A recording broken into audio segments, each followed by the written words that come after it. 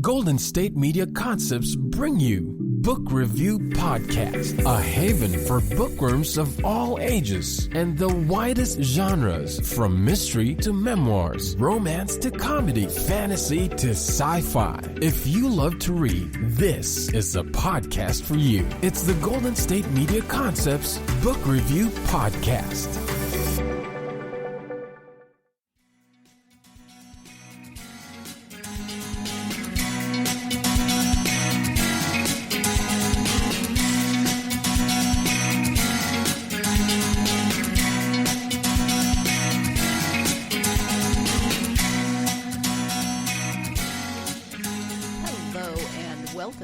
GSMC Book Review Podcast, brought to you by the GSMC Podcast Network. I am your host, Sarah, and I hope you're having a good day. My day has been a little bit weird. Weird in that my work email, I don't know if it's possessed, if it needs a good exorcism, or, well, obviously an IT exorcism. I'll get an email, I'll open it up, and I'll get 2 words. Hi, Sarah, doesn't really tell me anything about what that email is about. I'm not getting any of the rest of the email, and then some emails have been disappearing from my inbox. I know I saw them, and then they're not there. So either my email is gaslighting me, or I've lost my mind, but I've double-checked with a couple of the people that I thought I saw emails from, and they have said, yes, I did send that email, and I will resend it. Hopefully that when they resend, it will actually come through at least long enough for the issue to be fixed so I can read more than 2 words of said email. I can read some of them on my phone, on the email app on my phone, so that helps a little bit, but it's not always the easiest thing to do, to reply to emails or to take care of emails on the phone, depending on what you need to do with them. Anyway, that's my weird day. My email's possessed, or possibly I'm going crazy. Either one is equally plausible. I am glad that you are joining me today, though, for another author interview. This is a returning author. Stephanie Kane was on the podcast about 1.5 years ago, September of 2019. If you want to check out her first episode, or even listen to this one and then check that one out, either way, good order, whatever order you want to do it. Her episode is number 189, and again, that was in September of 2019. So if you didn't hear the first time, or maybe you want a refresher, you should definitely listen to that one as well. Stephanie is back this time with a new book, but a nonfiction book. She writes murder mysteries. They often have an art component to them, and I've actually learned a lot about art from her for reading some of her books. But this one is different. This one is called Cold Case Story. It is nonfiction. It is actually a story from her own life. Let me go ahead and read you the description of the book, because I think it's fascinating. Here is the description from the back of the book. Cold Case Story is based on the brutal murder of a housewife in the Denver suburbs in 1973. A college student back then, Stephanie Kane was more than a witness to this terrible crime. For nearly 30 years, she remained silent. Then, in 2001, she tried to exorcise the crime by fictionalizing it in a mystery novel called Quiet Time. But instead of laying the murder to rest, Quiet Time brought it roaring back to life. Cold Case Story is about a family that fractured along the lines of a murder. It's about fiction colliding with a cold, hard crime, and the very personal story of how it feels to ping-pong between participant and observer, novelist and witness to one's own uneasy set of facts. In the end, all are punished, even the guilty. So, I'm just fascinated that obviously these stories happen, and there are people involved with them, but very rarely do I speak to people who are involved in cases like this or in stories like this. And the fact that Stephanie writes crime novels, and she was involved in this at a very young age during college. The woman who is in question, who was murdered, was in fact her mother-in-law. So she was very involved with that family in this case. And so just first of all, the fact that it happened. And then the fact that in 2001, almost 30 years later, she writes a fictionalized version of it that then causes the case to be reopened is kind of crazy, kind of fascinating, kind of wow. I wish I had better words, because all I can think of is fascinating and amazing. It really is. I mean, I can't quite imagine any of this. I'm totally projecting right now, but I'm just trying to think of how I would respond if any of this happened to me. Well, first of all, I'm not an author. Second of all, I mean, obviously this didn't happen to me, but how would I respond? And then the fact that there was a fictionalized version, and then the case was reopened, and it was all brought back up, and now she's written this memoir about the case and her involvement in it. I don't know. I'm going to let her talk more about it so that I can stop babbling at you, but I definitely think this is one that you should check out. First, if you are a fan already of Stephanie's other books, her fiction books, but also if you are a fan of true crime, this will definitely be something that you will want to check out, because it is true crime from a very specific perspective, and the results of that perspective obviously had long-reaching effects with the writing of that fictionalized version, with the writing of Quiet Time. So I'm going to go ahead and turn the episode over now to that interview. Again, the book is called Cold Case Story. The author is Stephanie Kane. Hi, Stephanie. Welcome back to the podcast. Thanks for having me, Sarah. I am happy to have you back. I enjoyed speaking with you the last time you were on. We are here to talk about your new book. It's called Cold Case Story. Before we get to the book, though, if you wouldn't mind sharing a bit about yourself for people who need a refresher or who maybe didn't hear the first interview. Sure. As you know, I've had 3 careers. I've been a karate teacher, a lawyer, and a crime writer. I was born and raised in Brooklyn, New York, and I came to Colorado for college, and I ended up staying. After college, I owned and ran a karate studio, and then I went to law school. And basically, I started writing mysteries to escape practicing law, and also because I had a story I wanted to tell. Yeah, I love the diversity, but I don't know, if there's diversity in your 3 careers and also a bit of continuity. I don't know, they seem like they kind of flow together and also like they're sort of disparate. So that doesn't make any sense, but it does in my head. Well, I wish you could tell me how they flow together, because they certainly seem like they were major departures at the time. If I ever figure out my own brain, I'll let you know. So can you give an overview of Cold Case Story? Sure. First, I should say it's unlike anything else I ever wrote. I mean, I've written 6 crime novels, and Cold Case Story is totally different from anything else I've ever written. And that's because, first of all, the story is true. Second, it's very personal to me. And third, it has spanned most of my life. So actually, if you're looking for a thread in my life, you would find it in Cold Case Story. It's the true story of the murder of Denver area housewife Betty Fry in 1973. And the reason the story is personal is because Betty was murdered on the eve of my marriage to her son. So back in 1973, on the day of the murder, I was one of the last people to speak to Betty. And I was also one of the first people to see her killer, because he came to the karate studio where my fiance was teaching that morning. The killer, who was Betty's husband, my future father-in-law, Dwayne, he was arrested for Betty's murder in 1973, but the charges were dropped right before the trial. So in 2001, I was married to their son for about 10 years. So this was like, another 20 years after our marriage ended. In 2001, I wrote my first mystery story. Remember, I mentioned a minute ago that I started writing mysteries because I had a story I wanted to tell. And the story I wanted to tell was the story of Betty's murder.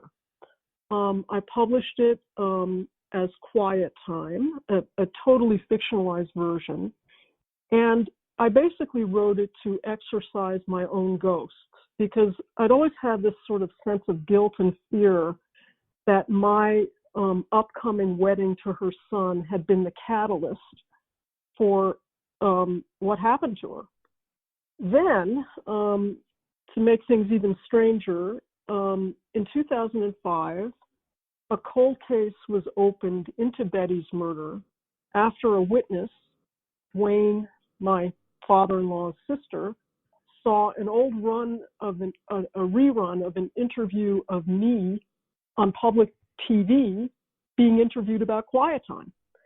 So she read the book, and that, in sort of a crisis of conscience, made her come forward with a confession that Dwayne had made to their mother. So suddenly a cold case was opened, and I was a prosecution witness. So basically, in a nutshell, Cold Case Story is the true story of Betty's murder. What happened the day she was killed, why the case against her killer fell apart in 1973, and what happened when it was reopened 30 years later. So that's what Cold Case Story is about. Yeah, it really is fascinating. I mean, just the sequence of events that led to the reopening of the cold case, and how much, 30 years have gone by, and I don't know, it's really fascinating. I'm going to pop in here so we can take our first break of the podcast also to say, oh, look, there's that word again, fascinating. I need a thesaurus, clearly, so that I can stop using the same word over and over in both interviews and podcasts. I apologize about that, but it really is fascinating. Let me just tell you. We're going to go take that break. When we come back, we'll be talking more about writing the fictionalized version of this story, Quiet Time. So stay tuned. You're listening to the GSMC Book Review Podcast, and I will be right back. Do you want to be healthier, yet you just don't know what to do? All these shows telling you this and that, but nothing seems to work. Well, listen close. Golden State Media Concepts has got something great for you. The Health and Wellness Podcast, dedicated to workout trends, healthy eating habits, diet, and everything about healthy living. Join us in our banters as we help you not just live life to the fullest, but live it to the healthiest.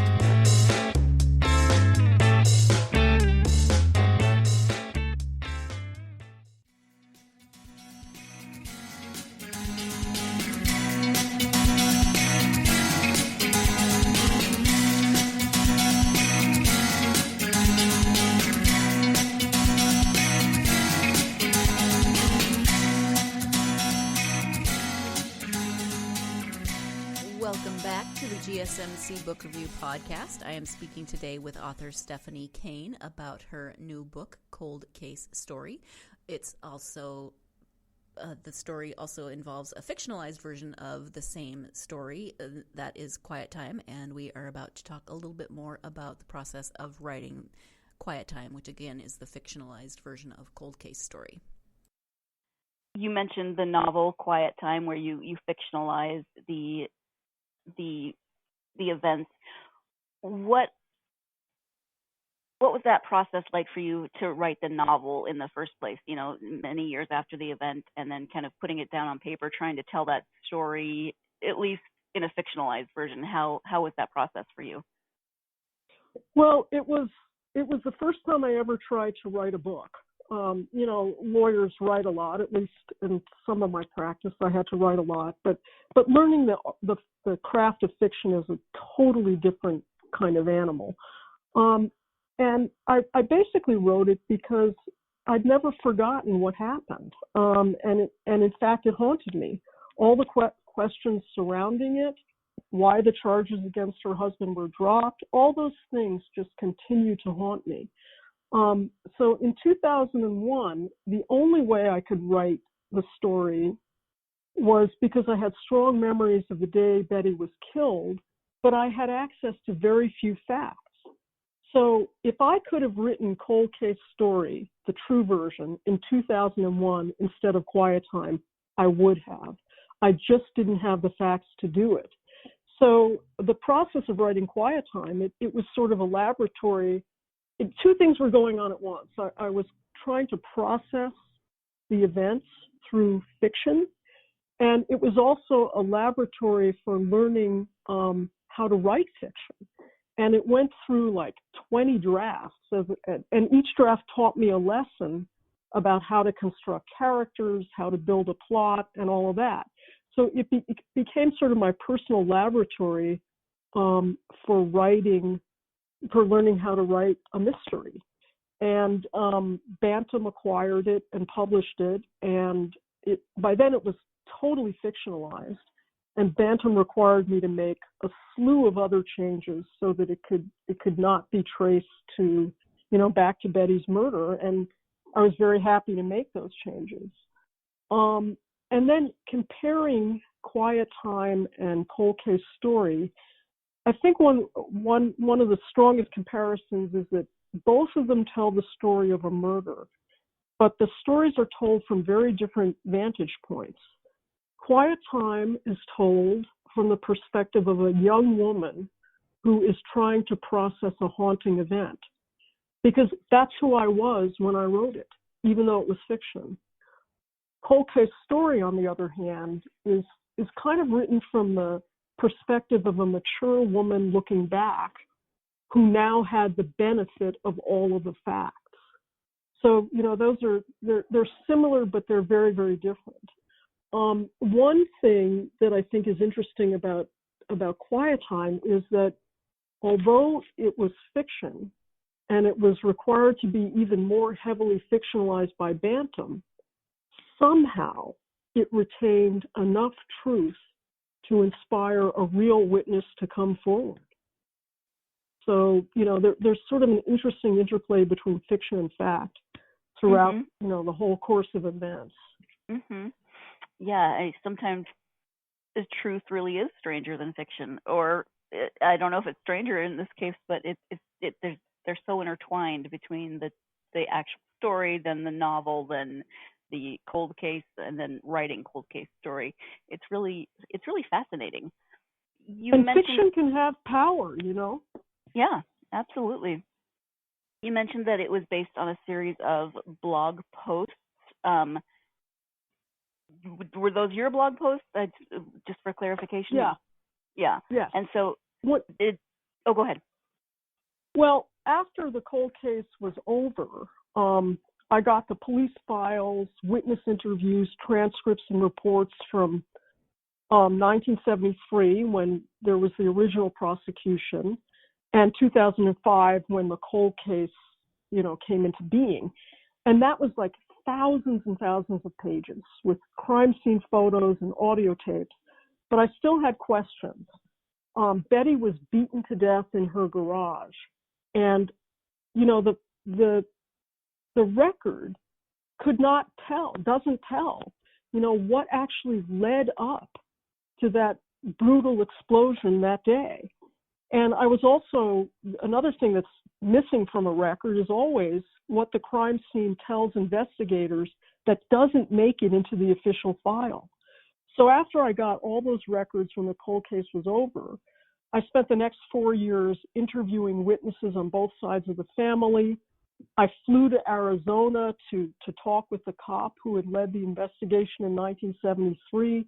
I picked the brains of forensic experts and cold case experts, to try to put Betty's story into a larger perspective. And once I had all of that, I wanted to write it out. And I chose a blog because I knew it would discipline me to write the story in very short, focused pieces that could go into all of the various aspects of it. Because I wanted to pull back from the brutal details of a true crime to look at the kind of social and psychological dynamics of a cold case. And some of the questions I had were, what happens when a killer walks? Well, what happens is the case never dies. I wanted to look at the dynamics of a family pitted against the justice system. What happens if a family, in this case, Betty's immediate survivors, what if they don't want to know the truth? And then I wanted to also look at how the justice system molds and reshapes the story of a crime. Because in this case, the justice system actually failed Betty twice. So I wanted to use the actual record to set the record straight. And it seemed to me that if I did it in blog form, in short, very intensely focused bursts, that would be the most effective way to get at something a little deeper in this story than just a traditional true crime. And then so that's how I came up with the blog format. Yeah, and then where in that process did you decide to turn those blog posts into a full-length book? Well, I stopped because I was writing other books. I went back to writing, mystery stories. I stopped the blog short of the real ending, in the sense of what the whole experience had meant to me. And it felt incomplete to me. And when I went back to the blog, I also realized that maybe because I'm basically a novel writer, a full-length, narrative writer, it actually did have a beginning, a middle, and at least a technical ending. So it followed the dramatic arc of a book. And I thought it could be very effective pulled together as a book. And that, of course, required me to write, a true ending, which was, what the case had meant to me. So I did that, and that's how I pulled it together into a book. I also added some things from the nothing gory or too, revealing and intrusive. I added some crime scene photos to set the physical stage, and some personal photos to illustrate the story and bring it even more to life. So that's the differences between, that's how the blog turned into a book. And it definitely, you can tell as you're reading through it that the chapters are concise, for chapters, that they're typical blog length. If you're reading blog posts, was there a lot of, did those blog posts pretty much make it intact into the book, or did you reformat anyway? They actually did. I didn't edit them because when I wrote each of them, I tried to really get to the heart of what the focus of the post was about. So, I didn't go back and sand them down and, reshape them or anything, because each of them was pretty raw in terms of the emotion. And I wanted to retain that. I didn't want to lose that. And when you edit stuff, you tend to lose that. Were the quotes at the beginning of each chapter also part of the blog posts? They were, and I'll tell you why I did that.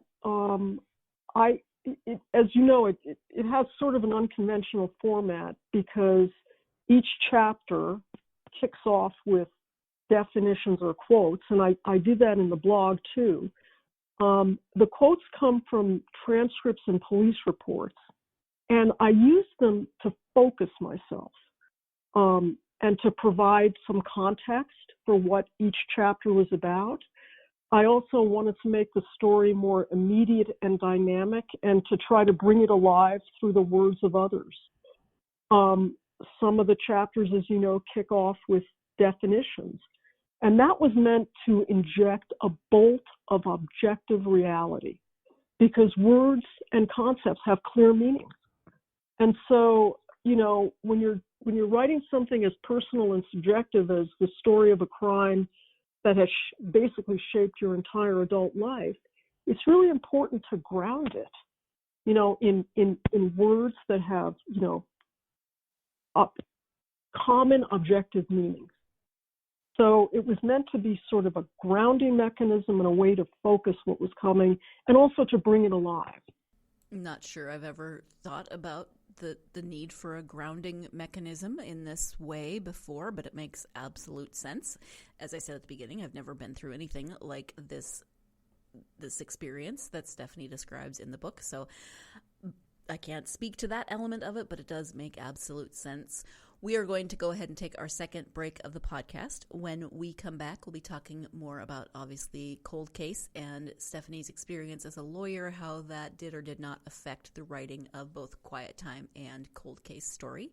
So stay tuned. You're listening to the GSMC Book Review Podcast, and I'll be right back. Tired of searching the vast jungle of podcasts? Now listen close and hear this out.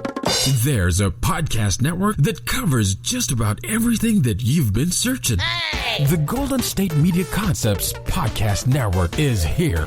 Nothing less than a podcast bliss with endless hours of podcast coverage. From news, sports, music, fashion, cooking, entertainment, fantasy, football, and so much more. So stop lurking around and go straight out to the Golden State Media Concepts Podcast Network. Guaranteed to fill that podcast itch. Whatever it may be. Visit us at www.gsmcpodcast.com. Follow us on Facebook and Twitter, and download us on iTunes, SoundCloud, and Google Play.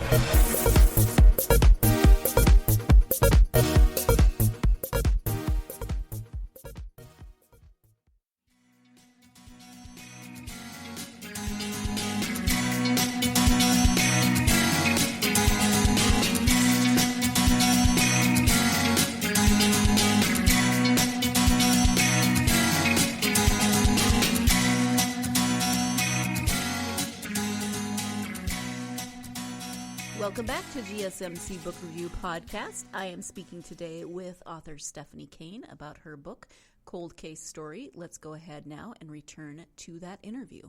So, you went through the events, obviously, in 1973, and then you became a lawyer. How did your experience as a lawyer kind of shape how you approached this process and writing the book and even doing the investigating and research that you did for the book and the blog?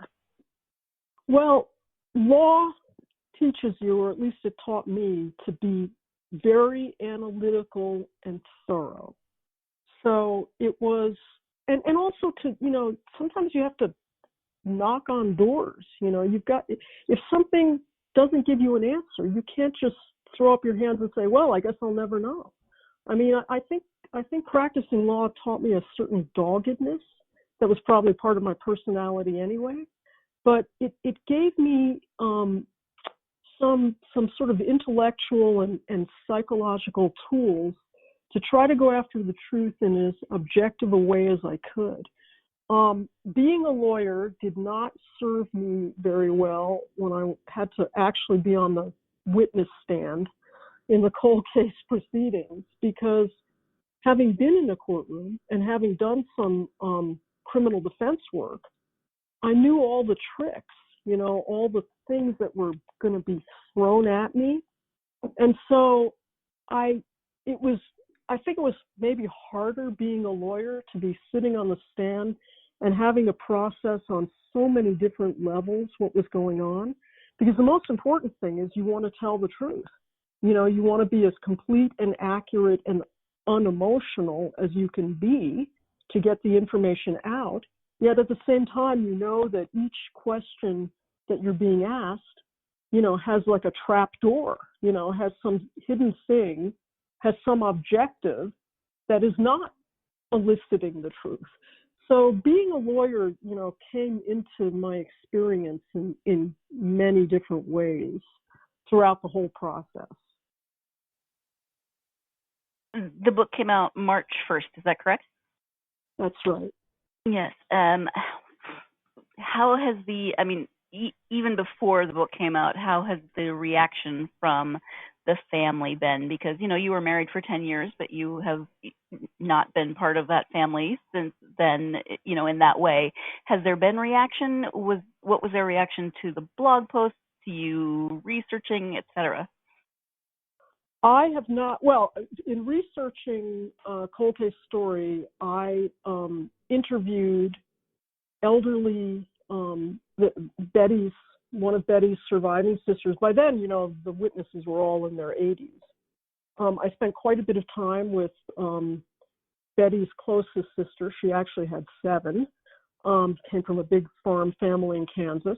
And I got a tremendous amount of background on who Betty was, and what some of the factors that led up to what happened. I also spent quite a bit of time interviewing Dwayne's sister, who had the tremendous courage to come forward with information about her brother's confession to their mother. And as a result, she had completely lost her relationship with Betty's children, because Betty's children all lined up behind their father in 1973 and in the cold case. I didn't have any contact with them during the cold case or afterwards. And at one point, the cold case detectives told me that they got a protective order forbidding Betty's and Dwayne's children from contacting me and also their elderly aunts, because they were so angry about what was going on. So I have not heard anything from the family members who were in my generation, but I did have quite a bit of contact with the family members who were in Betty's generation, who wanted, a prosecution to occur, and felt like, their sister had been failed by the system, at least in 1973, and they were very cooperative with the prosecution in the cold case.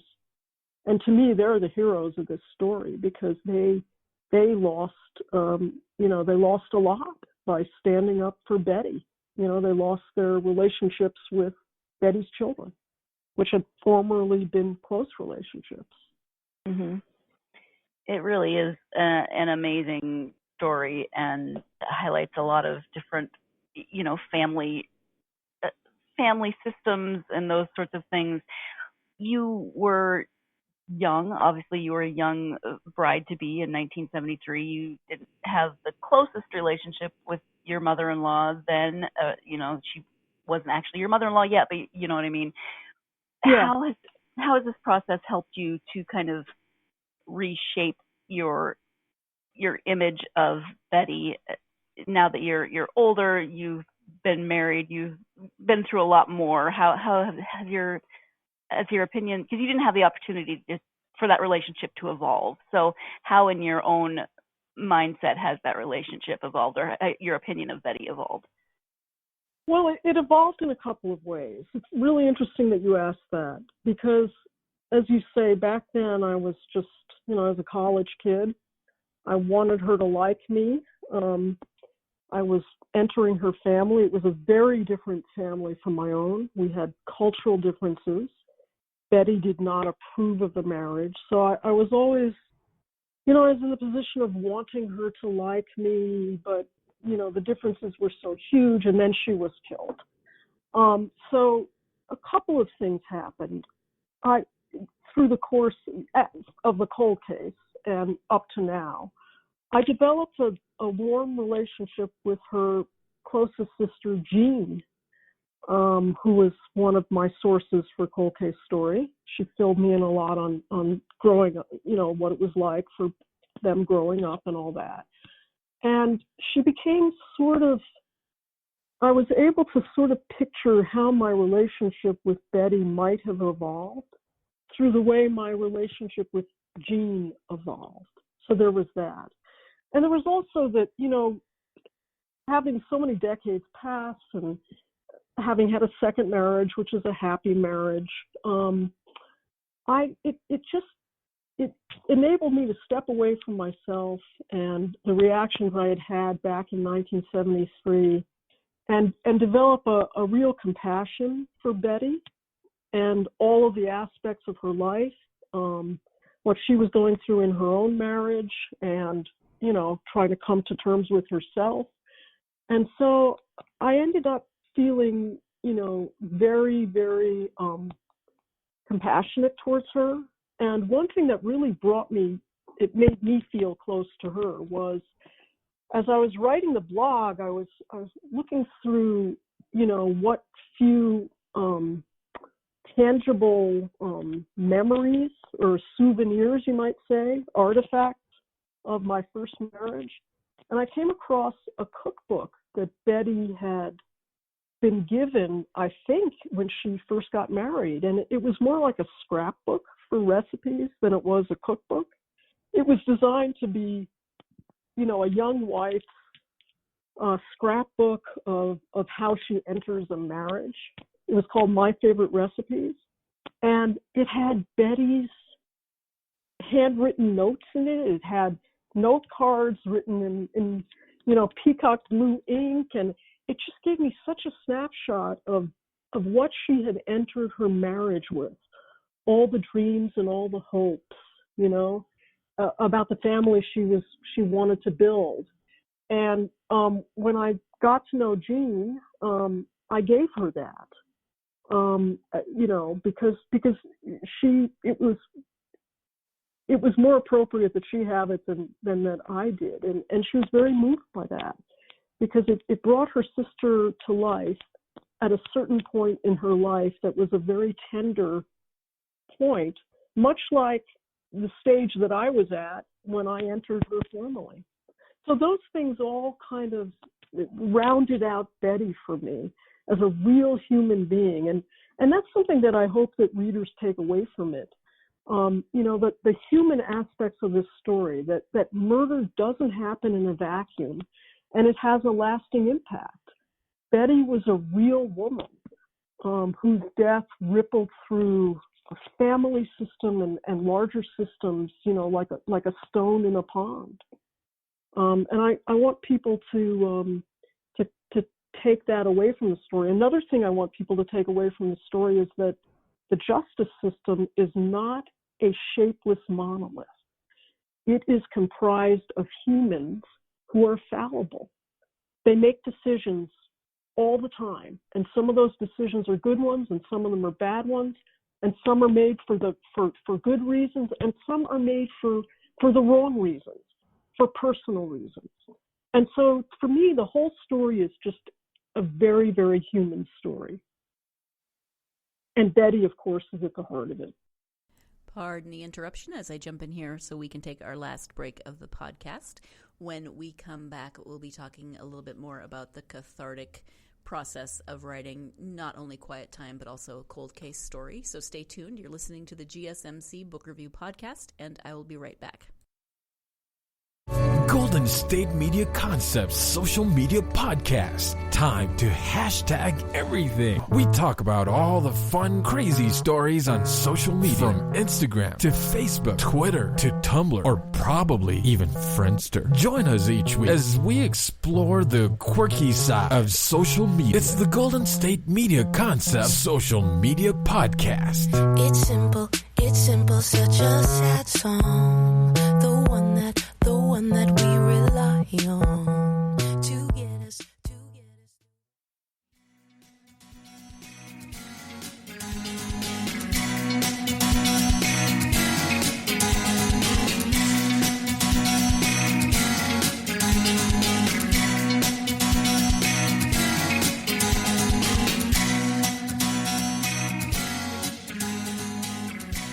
Welcome back to the GSMC Book Review Podcast and the conclusion of my interview with author Stephanie Kane. Again, we are talking her books, Quiet Time and Cold Case Story. You mentioned that you wrote Quiet Time as a bit of a cathartic experience, trying to process through some of your own emotions about the case. Do you feel like Cold Case Story has given you that closure or that cathartic processing that you were hoping for? Well, the catharsis came at various stages.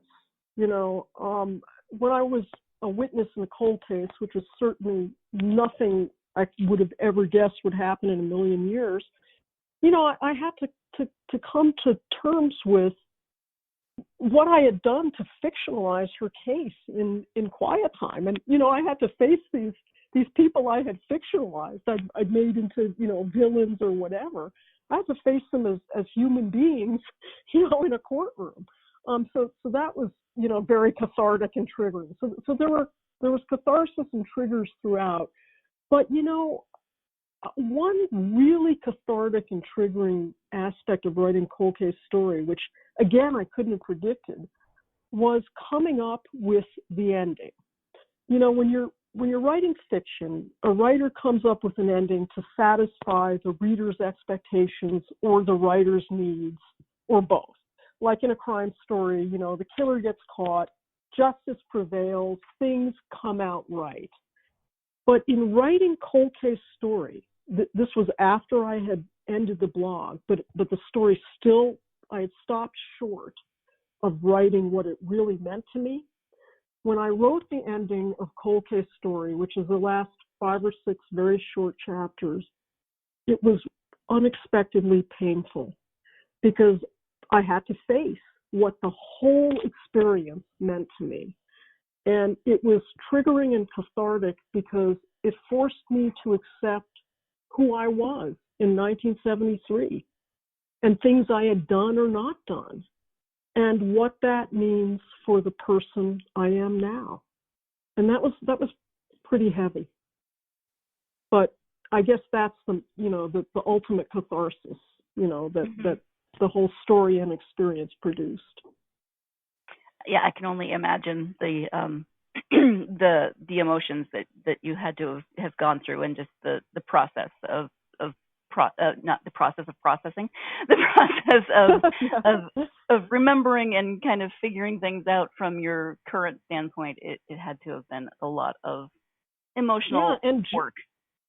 And judging yourself, you know, and figuring out how that person became the person you are now, and what it means about the person you are now, that you were the person you were then, you know. You know. But to have this happen at such a young age, it has to have, you know, made an impact on the person that you are now, obviously. And even if the cold case hadn't happened, something this significant at a young age, right before your marriage, you know, it would affect how you lived your life beyond that point. Yeah, well, you know, it's all about coming to terms with who you are, and, you know, using what you learn about that to shape who you are going forward. Sure. Yeah. And this just happened to be the vehicle for me to do it. Right. You know. Right. Well, I mean, hey, at least you had a vehicle and a way to work through that. That's great. What are you working on now? Well, I have gone back to my my art conservator mystery series, starring paintings conservator Lily Sparks, which I think we talked about the last time I was on your show. Yes, we did. And each mystery is based on or inspired by a real artist. So this third installment is called Object Lessons, and it's kind of a modern take on Francis Glessner Lee's 1940s crime scene dioramas. So for people who don't know who Francis Glessner Lee was, which is probably like 99.999% of the people on the earth, Francis Glessner Lee was a Chicago heiress who pioneered. She was the first woman to do this. She created crime scene dioramas, which are basically little doll houses, except the dolls in them are dead. And she built them. She devised this process, and she built them. She built about 20 of them, which are still in existence today. And there was a museum exhibit of them a year or two ago in Washington. They're beautifully accomplished doll houses. And what they do is they document a crime scene. And Francis Glessner Lee devised them as a way to teach homicide detectives how to investigate a crime scene. So they were training tools. And they're just absolutely marvelous dioramas. They're like I think they're 1 inch to a foot scale, and they're just perfect. You know, the window blinds in her dioramas work, and you know the little coffee machine has coffee grounds in it, and she was just very obsessive about that. So the story takes place in Denver, as all my mysteries do. The Denver Police Department gets a Department of Justice grant to train investigators through custom-made crime scene dioramas. And there's a couple in Washington who design these dioramas, and they go around the country and they come to Denver. And when they come to Denver with their crime scene dioramas, bigger versions of those crimes start occurring. So the question that Object Lessons addresses is, can little crimes inspire big ones? And that's what that book is about, and it's coming out this fall. One thing that I love about that series of yours is that I've never heard of, I'm one of those people that had never heard of Frances Glessner Lee, and so I just Googled her right now as we're talking, and I did the same thing when I was reading your first book in the series. I Googled a lot of the artwork, and so it opens me up to learning a little bit more about art that, that I makes me look closer at art that I maybe have seen, maybe have not, and so not only do you tell a good story, it's an interesting mystery to figure out, but I also learn about art. So thanks. Well, I'm glad. And, part of the motivation for me to write these things is to learn something too. Because if I'm not learning as I'm writing, it just can't be dynamic, So part of what you're picking up on is the dynamism of the excitement of me, the writer, learning about it too. Yeah, absolutely. What have you been reading when you have time to read? Well, when I write fiction, I'm sure this is going to be very disappointing, but when I write fiction, I stick to nonfiction because I get so immersed in the story that research is all that I want to do. So while I was writing Object Lessons, I read this great biography of Frances Glessner Lee called The Nutshell Studies of Unexplained Death. And then I also read this wonderful nonfiction book called In Miniature by Simon Garfield. And he looks at what the power of, what the power and the attraction of miniature objects is. If you think about a train set, there's something fascinating about a tiny little train set that is traveling through this tiny little constructed town and village. And, he explores the kind of the psychological dynamics of that. So basically when I write fiction, I stick to nonfiction. I'm now rethinking my brother's whole Victorian Christmas village. I'm wondering what it means on a deeper level. Oh, you should definitely read In Miniature. It's a fantastic book, and of course, it's a very small book. It's a delightfully small book. I love that. It's a wonderful book. All right, thank you. Stephanie, I know you have a website, so if you can tell people where to find your website and where any social media that they can interact with you on. I'm thrilled to tell you because I love interacting with readers. My website is writerkane.com, and that's Kane with a K, Kane. You can also find me on the Stephanie Kane Amazon Author Central page, and I'm on Facebook at Author Stephanie Kane. And I love interacting, and I always answer emails. All right. Okay. Thank you. Do you put out a newsletter at all, an author newsletter? Only when I have like a new book coming out, because I just hate to bombard people with stuff. Sure. Yep. We get a lot of email in the world. Yeah. Well, we have talked about a few different things today, but is there anything that we haven't covered, especially in terms of Cold Case Story, that you really wanted to bring up during this interview? Well, there is something, and that's advice for aspiring authors, because Cold Case Story has really taught me a lot. And there's a couple of pieces of advice. They're related to each other.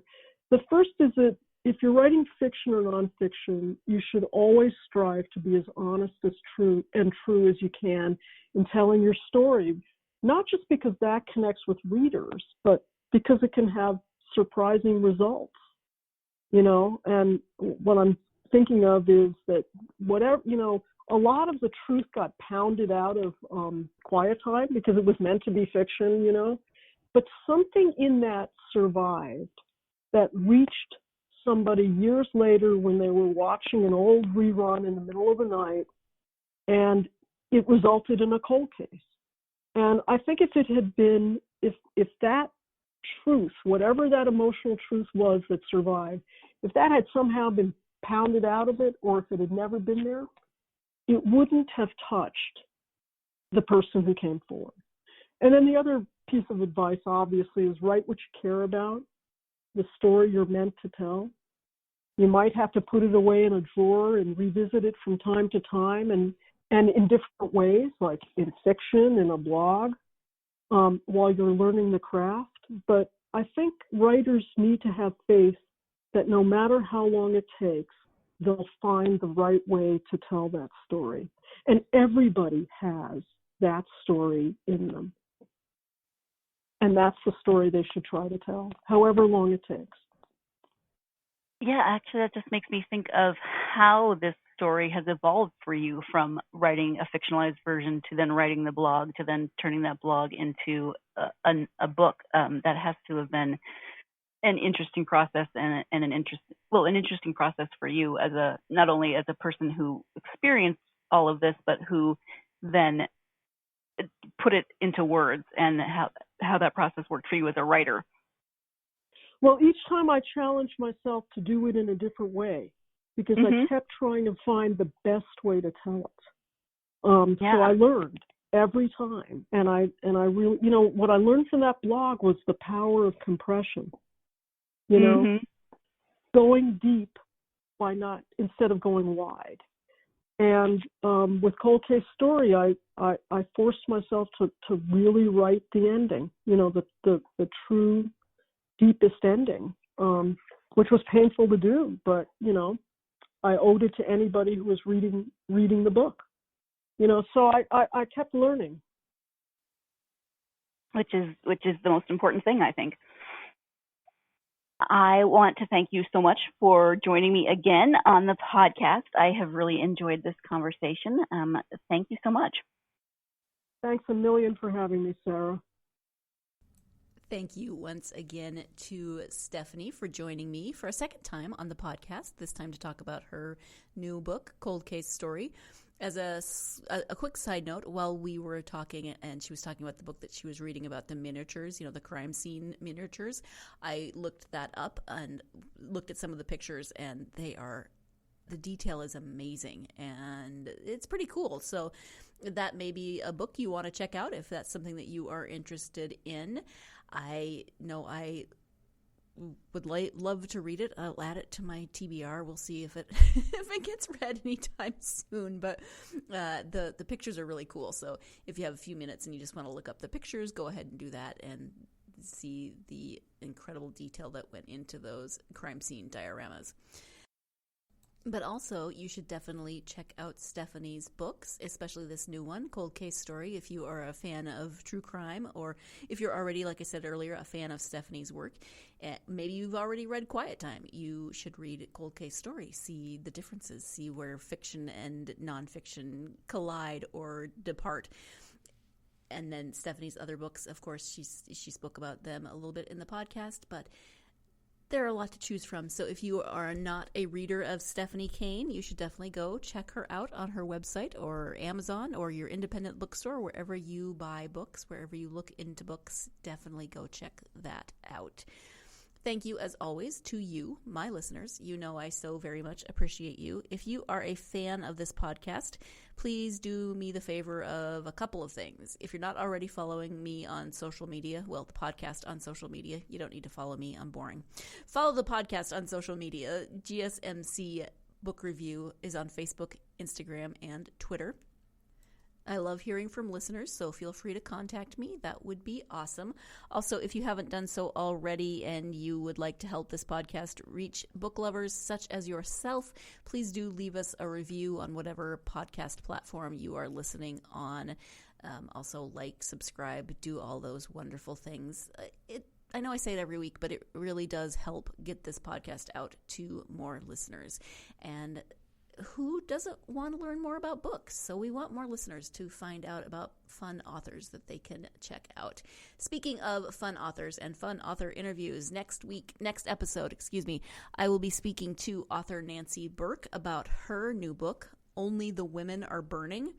If that title doesn't intrigue you, I don't know what will. I'll make you wait until the episode, of course, to give you the full description of the book, but here is a quote on the back of the book from Sheila Kohler, author of Cracks, Crossways, and the memoir Once We Were Sisters. She writes, a suspenseful, vivid, and convincing portrayal of the often precarious position of women in the world. There you go. Only the Women Are Burning by Nancy Burke. That is the book that we will be speaking about and the author that I will be speaking to on the next episode. So please join me for that. In the meantime, hope you're having a wonderful day. Hope whatever you're doing, you already are reading or you will soon be reading, and you will take lots and lots of time to find yourself getting lost in a good book. Thanks. You've been listening to the Golden State Media Concepts Book Review Podcast, part of the Golden State Media Concepts Podcast Network. You can find this show and others like it at www.gsmcpodcast.com. Download our podcast on iTunes, Stitcher, SoundCloud, and Google Play. Just type in GSMC to find all the shows from the Golden State Media Concepts Podcast Network, from movies to music, from sports to entertainment, and even weird news. You can also follow us on Twitter and on Facebook. Thank you, and we hope you have enjoyed today's program.